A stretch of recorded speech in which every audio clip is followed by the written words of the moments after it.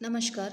सावित्रीबाई फुले शिक्षण प्रसारक मंडल संचालित श्रावणलाल मोदी विद्यालय से मैं सह शिक्षिका श्रीमती कड़वे एएस आज कक्षा 10वीं का हिंदी विषय पढ़ाने वाली हूँ। आज के लेक्चर नंबर 11 में हम गज़ल यह कविता देखेंगे। आज के कविता के अंतर्गत जो घटक आएंगे वो इस प्रकार रहेंगे। पहले हम प्रस्तावना देखेंगे, उसके बाद कवि परिचय, फिर कविता विस्तार से देखेंगे और कविता के अंतर्गत जो भी कठिन शब्दार्थ है वो भी देखेंगे। गज़ल यह मानिक वर्मा जी लिखित है। सबसे पहले हम मानिक वर्मा जी का परिचय लेंगे।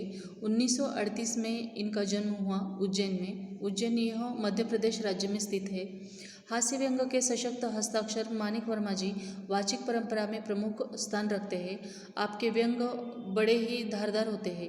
आपकी गज़लें बहुत ही प्रेरणादायी होती है। प्रमुख कृतियाँ गज़ल मेरी इबादत है, आखिरी पत्ता यह गज़ल संग्रह है इनका, आदमी और बिजली का खंभा, महाभारत अभी जारी है, मुल्क के मालिकों जवाब दो आदि कविता उनकी प्रसिद्ध है। अब पद्य संबंधी थोड़ा सा देखेंगे। प्रस्तुत गज़ल के अधिकांश शेरों में वर्मा जी ने हम सबको जीवन में निरंतर अच्छे कर्म करते हुए आगे बढ़ने के लिए प्रेरित किया है। गज़लकार ने संदेश देते हुए कहा है कि आप अपने रूप रंग से सुंदर दिखने के बजाय अपने कर्मों से सुंदर दिखना आवश्यक है। अब हम गज़ल यह कविता देखेंगे। आपसे किसने कहा स्वर्णिम शिखर बनकर दिखो, शौक दिखने का है तो फिर नींव के अंदर दिखो। चल पड़ी तो गर्द बनकर आसमानों पर लिखो, और अगर बैठो कहीं तो मील का पत्थर दिखो। सिर्फ दिखने के लिए दिखना कोई दिखना नहीं, आदमी हो तुम अगर तो आदमी बनकर दिखो। जिंदगी की शक्ल जिसमें टूट कर बिखरे नहीं, पत्थरों के शहर में वो आईना बनकर दिखो। आपको महसूस होगी तब इरहिक दिल की जलन, जब किसी धागे सा जलकर मोम के भीतर दिखो। एक जुगनू ने कहा मैं भी तुम्हारे साथ हूँ, वक्त की इस धुंध में तुम रोशनी बनकर दिखो। एक मर्यादा बनी है हम सभी के वास्ते, गर तुम्हें बनना है मोती सीप के अंदर दिखो। डर जाए फूल बनने से कोई नाजुक कली, तुम ना खिलते फूल पर तितली के टूटे पर दिखो।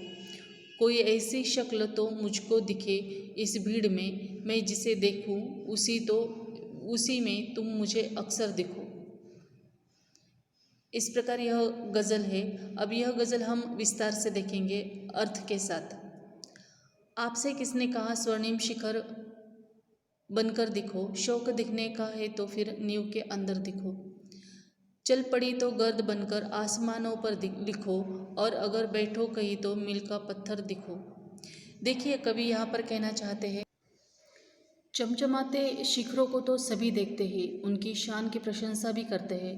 लोग समाज में इन शिखरों के समान ही सम्मान पाना चाहते हैं, परंतु वास्तव में देखा जाए तो इन शिखरों से अधिक महत्व उन ईंटों और पत्थरों का होता है जो नींव में लगे होते हैं। यदि नींव की ईंटों ने गुमनामी के अंधेरे में रहना स्वीकार न किया होता तो इन शिखरों का अस्तित्व ही न होता।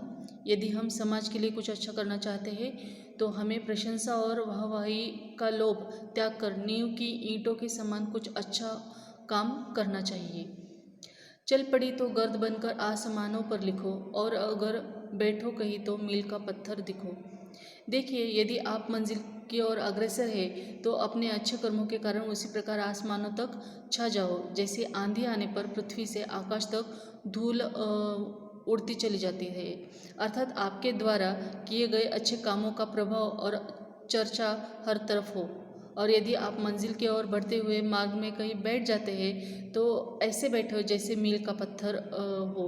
मील का पत्थर जिस प्रकार पथिक को, किसी राही को मार्गदर्शन करवाता है, मंजिल की ओर बढ़ने के लिए सहायता करता है, उसी प्रकार आप उसकी मदद करो। सिर्फ देखने के लिए दिखना कोई दिखना नहीं, आदमी हो तुम अगर तो आदमी बनकर दिखो। देखिए इस पंक्तियों में कवि कहते हैं कि केवल सजना और संवरना ही हमारे जीवन का उद्देश्य नहीं होना चाहिए। सुंदर दिखने के लिए हमें ये सारी चीज़ें आवश्यक नहीं हैं। हमारे द्वारा किए गए सुंदर काम ईश्वर द्वारा प्रदत्त इस श्रेष्ठ मानव जीवन में हमें मानवीय गुणों को अपनाना चाहिए, कुछ अच्छे काम करने चाहिए।